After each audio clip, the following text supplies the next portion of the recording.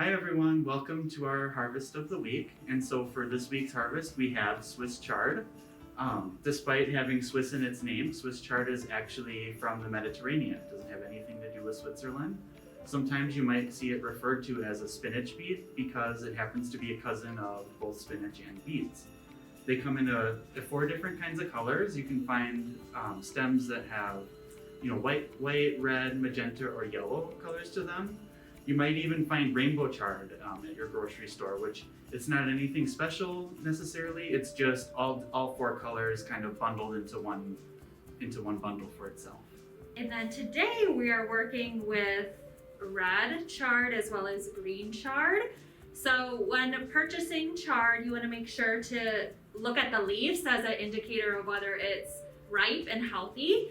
So the leaves should be nice and crisp, perky, and they should have a glossy coating to them, which you can notice. They also have this beautiful ruffled texture to them. And then you want to look at the stems as well as a good indicator of whether it's healthy. So the stems should be nice and firm. And then when storing your chard, you can use a towel and wrap them in a towel to help prevent some of that extra moisture to prevent the leaves from getting slimy.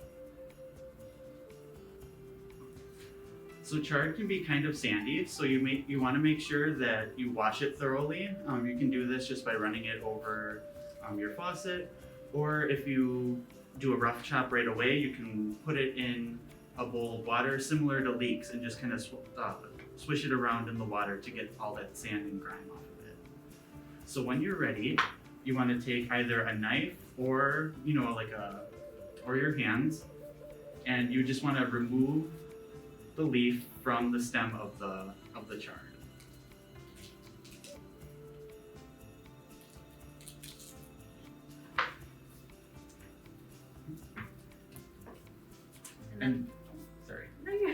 We'll also demonstrate here too. It's sometimes easier just to go along the stem with your hand and then just pull off the leaf this way. So it's just kind of based on a preference. If your kids like to help out in the kitchen, you may find that this is a good task for them to just pull away those leaves using their hands. And chard has a nice earthy and sweet flavor to it, and you can almost substitute it. They're basically interchangeable with anything that you cook spinach with. So once you have your chard leaves removed from the stems, what you can do pretty much anything you can with spinach. So you can steam it, you can saute or roast it, you can add it into different soups or stews, any pasta dishes that you might like.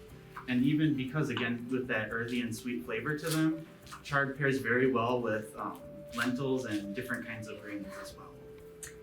So I'm just giving it a nice rough chop here, and this is a really great way to incorporate the leaves into those dishes like Nico mentioned. Today we're featuring a sauteed chard recipe.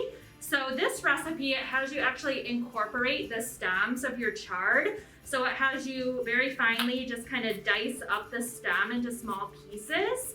And then in addition, with some diced up onion, you'll start by sauteing the diced stemmed onions. You can also add some fresh garlic and then add in a heart-healthy oil like olive oil and saute it on the stovetop for around 6 to 8 minutes until they start to brown up a little bit. And then at the very end, you'll add in your leaves. You can add a little bit of water as well just to help the leaves kind of wilt down. And then of course your favorite seasonings, nutmeg as well as fresh thyme or rosemary would be really good with this sauteed recipe.